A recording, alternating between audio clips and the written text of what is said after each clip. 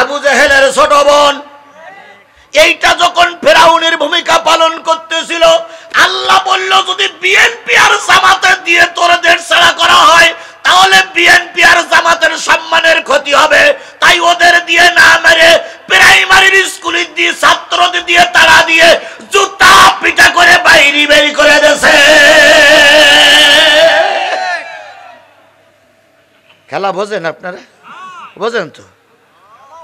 আপনাদের এলাকায় যে নেতা, শোনেন, আপনাদের এলাকার যে নেতারা ফুলের মালা পরাই বলতে আমি বিপুল ভোটে পাশ করেছি, আমার জনপ্রিয়তা সর্বোচ্চে, সেই ব্যক্তি এখন আসুক দিন সামনে।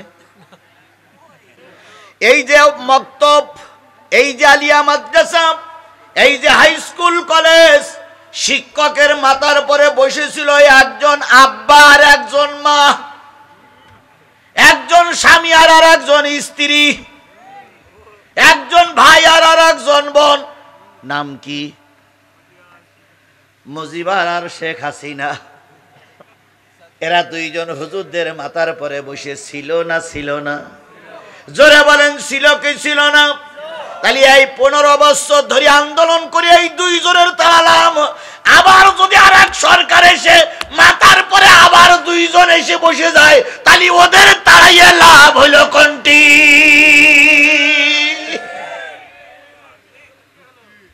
কিছু কিছু লোক আবার আসতেছে যে আমরা ওখান থেকে নামাই, এবার আমরা যেই বসবো।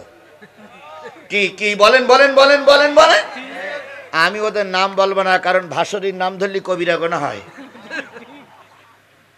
ভাসুরীর নাম ধরা যাবে না, তবে সাবধান, জুনুবাকুম, আল্লাহ ওয়াদা করেছে তোমাদের জীবনের গোনাগুলো মাফ হয়ে যাবে। নবীর অনুসরণ করলে গোনা কি? এক কথা বলেন, নবীর অনুসরণ করলে গোনা কি? আরো জোরে বলেন, নবীর অনুসরণ করলে গোনা কি? দুই পাশে দুই লাইনে লোক বসে আছেন, স্টেজেও লোক বসে আছেন। একটা লোক হাত তুলে বলুন তো, হুজুর আমার কোনো গোনা নাই? বলে একটা লোক হাত তোলেন, আমার গোনা নেই। একটা লোকের বাংলাদেশে কেবল গোনা নেই, সেটা হলো লতিফ সিদ্দিকীর ভাই। না, গামছা মার্কা ওটা কাদের সিদ্দিকী না? ওই কাদের সিদ্দিকীর ভাই লতিফ সিদ্দিকী, ওনার কোনো গোনা নেই। যদি বলেন হুজুর বললেন কি, উনি এক মাহফিলে বলেছিলেন বারবার তওবা করতে হবে কেন, আমার তো কোনো গোনাই নেই।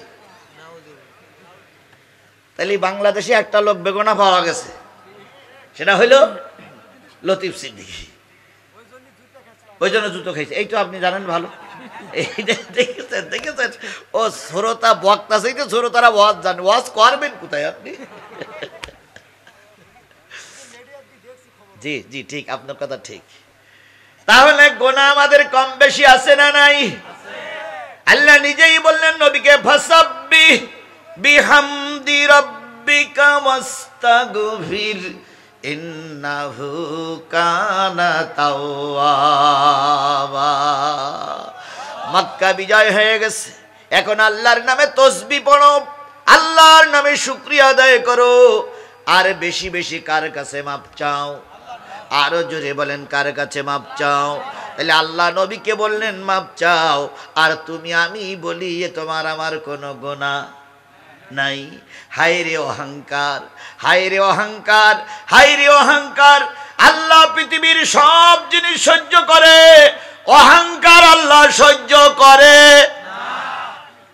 কি কায়দায় আমাদের নেতা নেত্রীরা বলতো, আমাদেরকে নামানের মতন শক্ত কোনো বিরোধী দল বাংলাদেশে নাই। ওনারা জাতীয় সংসদে দাঁড়াই বলতেন, যতই হরতাল দাও আর যতই আমাদের বিরোধিতা করো, আমাদের নামাতে পারবা না। আসলে তাই বিএনপি আর জামাত নামাতে পারিওনি। ওরা চেষ্টা করেছিল বিএনপি আর জামাতকে কণ্ঠাসা করে রাখলে মনে হয় অনন্তকাল থাকা যাবে, কিন্তু ওনারা জানতো না এ বাদও আল্লাহর আর একটা পিঁপড়ার মতন ছোট দল আছে। পৃথিবীতে যত বড় বড় পাপী আল্লাহ তাদের শায়েস্তা করেছে সবচেয়ে ক্ষুদ্র জিনিস দিয়ে। বড় জিনিস দিয়ে শায়েস্তা করলে আল্লাহর মান সম্মানের ক্ষতি হবে, এই জন্য আল্লাহ বড়দেরকে শায়েস্তা করেছে কি দিয়ে? ছোট দিয়ে। নমরুদকে মারলো আল্লাহ কি দিয়ে? মশা দিয়ে। হায় রে আল্লাহ, যে মশাই এক চাপটে 80টা মারা যায়, সেই মশা আবার শুনেছি সে মশা এরকম সজাতি মশা না, ঠ্যাং ভাঙা মশা, ন্যাংড়া মশা। ফেরাউনের মারলো আল্লাহ নদীতে চুবাই চুবাই। কথা বলেন ঠিক না বে ঠিক? আবরা বাদশাহ বাইতুল্লাহ ধ্বংস করতে এসেছিল, মেরেছিলেন আল্লাহ কি দিয়ে? ছোট ছোট পাখি, চোড়া পাখির চেয়ে ছোট্ট ছোট্ট পাখি। আবার ছোট পাখিটির ভিতরে যেইটার ঠ্যাং ভাঙা ছিল, যেইটার ঠ্যাং পড়া ছিল, আল্লাহ বলল এইটার দিয়ে তোরে শেষ করব। আবু জেহেল যখন ময়দানে আস্মরণ করতেছিল, মোহাম্মদের ধরব, টুটি ধরবো, জিপ টেনে ছিঁড়ে বলবো মোহাম্মদকে হত্যা করব, আল্লাহ বললেন মোহাম্মদকে হত্যা করার আগে তুই রেডি হ। ছোট্ট ছোট্ট দুইটা বাচ্চা পাঠাই দিলেন মাজ আর মুআব্বাসকে। ওখানে ছোট দুটো বাচ্চা দিয়েই ধ্বংস করে দিলেন আবু জেহেলকে। ঠিক তদ্রূপ আমাদের দেশের ফেরাউনির বাচ্চা, টাটকা নমরুদির বাচ্চা, আবু জেহেলের ছোট বোন, এইটা যখন ফেরাউনের ভূমিকা পালন করতেছিল, আল্লাহ বলল যদি বিএনপি আর জামাতের দিয়ে তোরদের ছাড়া করা হয় তাহলে বিএনপি আর জামাতের সম্মানের ক্ষতি হবে, তাই ওদের দিয়ে না মেরে প্রাইমারি স্কুলে দিয়ে ছাত্রদের দিয়ে তাড়া দিয়ে জুতা পিটা করে বাইরে বের করে দেছে। খেলা বোঝেন আপনারা? বোঝেন তো? আপনাদের এলাকায় যে শোনেন, আপনাদের এলাকার যে নেতারা ফুলের মালা পরাই বলতো আমি বিপুল ভোটে পাশ করেছি, আমার জনপ্রিয়তা সর্বোচ্চে, সেই ব্যক্তি এখন আসুক দিন সামনে, কেরাম পারে। যদি কোনো আওয়ামী লীগের নেতা থাকে তাহলে ফোন নম্বর থাকলে আমার কাছে দেন না, আপনারা ফোন করেন যে জিহাদি আপনার খুঁজতেছে। একটা ওদের যদি একবার সত্যিকার মিষ্টি খাওয়ার দাওয়াত করা হয় তাও বেরোবে না, তাহলে কি সাহস। এই জন্য আমি যেটা বলতে চাচ্ছিলাম সেটা হলো আমাদের গোনা আছে না নাই? এখানে যারা আছে সবারই কম বেশি গোনা আছে না নাই? হুজুরিরা আছে, পীর সাহেবের আছে, ইমাম আছে, বক্তার আছে, সবারই গোনা আছে। আল্লাহ বললেন নবীর অনুসরণ করলে গোনাগুলো কি হয়ে যাবে? মাফ হয়ে যাবে। আমাদের গোনা মাফ করার দরকার। যে ব্যক্তির গোনা নাই সে ব্যক্তি বাড়ি যাবে, আর যে ব্যক্তির গোনা আছে সে ব্যক্তি আজকে মোনাজাত শেষ না করে বাড়ি যাবে না। যদি আলোচনার ভিতর থেকে কেউ ওঠে, ওরে ডেকে বলবেন যে ভাই তোমার মনে হয় গোনা নেই, তা তুমি কি আমল করিস? তা গোনা নেই, সেই আমলটা আমার একটু বলে দিয়ে যাও। ওর কাছে শুনে নে, এবার আমার বলবেন হুজুর এ লোক চলে যাচ্ছে, এই আমল করে, এর গোনা নাই, আমিও কালকের থেকে সেই আমল করব।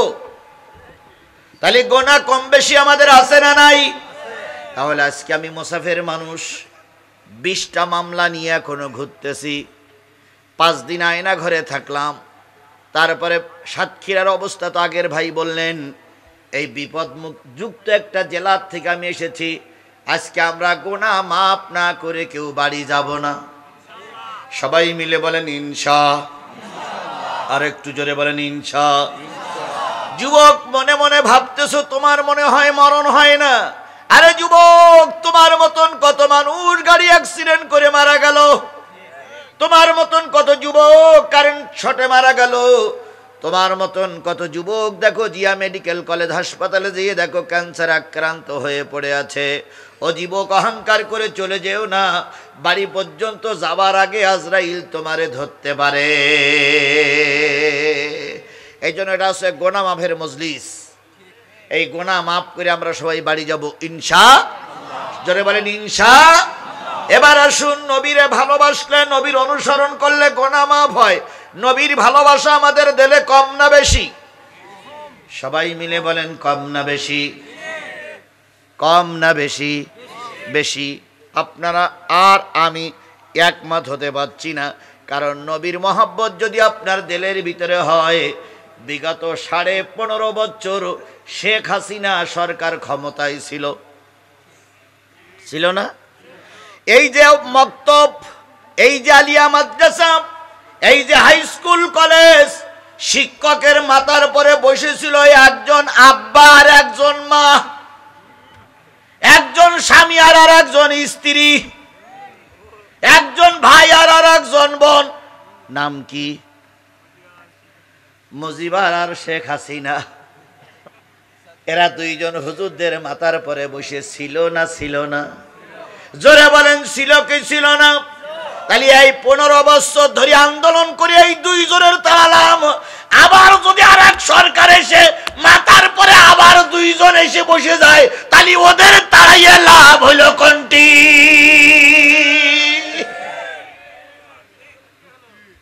কিছু কিছু লোক আবার আসতেছে যে আমরা ওখান থেকে না ভাই, এবার আমরা যেই বসবো। কি কি বলেন বলেন বলেন বলেন বলেন।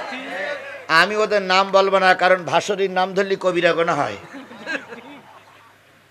ভাসুরীর নাম ধরা যাবে না, তবে সাবধান, এক শয়তানের তাড়িয়ে যেন আর এক শয়তান মাথার পরে না বসতে পারে।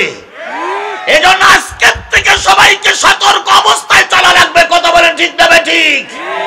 এবার আসুন, ওরা বলতেন জাতির পিতা মরহুম মুজিবুর রহমান, এরপরে বলতেন গণতন্ত্রের মানুষ কন্যা জনাব শেখ হাসিনা।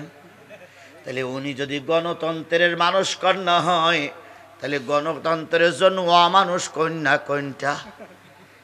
এই মানুষ কন্যা যদি 15 বছর আমাদের ভোট দিতে না দেয়, তাহলে এটা যদি মানুষ কন্যা হয়, তাহলে অমানুষ কন্যা কোনটা? শয়তান আমার দেশে এই 15 বছর ছিল না। আমি একদম সত্যি করে বলতে পারি। একদিন আজান হচ্ছে তো শয়তান চলে যাচ্ছে, তো আমি বুঝতে পেরেছি শয়তান যাচ্ছে। তো আমি ঘুমের ঘরে বলতেছি, শয়তান কোথায় যাচ্ছ? তখন শয়তান, আমি ঘুমের ঘরে স্বপ্ন দেখি বলছে শয়তান কোথায় যাচ্ছে? শয়তান বলতেছে বড় শয়তান বাংলাদেশের চেয়ারে বসিয়ে আছে, ও মরি গেলি তাই আমি আসবো। আমি এখন পাকিস্তানের দিকে একটু কাজ করতে পারি কিনা। তাহলে ওর চাইতে বড় শয়তান আমাদের দেশে ছিল না ছিল না? এই শয়তানের কাছে এখন যদি ফেরাউনও বেঁচে থাকতো, তাহলে এই ফেরাউনের কাছে অরিজিনাল ফেরাউন হার মানত। অরিজিনাল ফেরাউন বলতো আমি তোর কাছে পারবো না, তুই আমার বড় আপা, আমি তোর ছোট ভাই, তুই টিকে থাক। কত কৌশল, কত বুদ্ধি, কত হেকমত, কত ব্যবস্থা করেছে শুধুমাত্র বিরোধী দলকে দামাই রাখার জন্য। কথা বলেন ঠিক না ঠিক? আমি যে জিনিসটা বুঝাতে চাচ্ছিলাম, মাথার পরে বসে থাকলো দুই শয়তান, একজন শয়তান আর একজন শয়তানি। দুই শয়তানি বসে থাকতো, আইন করেছিল যদি ছবি অবমাননা করা হয় 6 মাসের জেল। বাবার ছবি নিয়ে কোনো বাজে কথা বললি 6 বছর জেল। তাহলে একজনের ছবির বিরুদ্ধে কথা বললি 6 মাস, আর একজন ছবি অবমাননা করলি 6 বছরের জেল। অথচ আল্লাহর নবীর বিরুদ্ধে কত লোক কত কথা বলেছে, একটা বারের জন্য তাদেরকে জেলে দেওয়া হয়নি। তাহলে নবীর মহব্বত আমার দিলের ভিতরে কি করে আসলো? আগেই বললেন নবীর মহব্বত আমার দিলের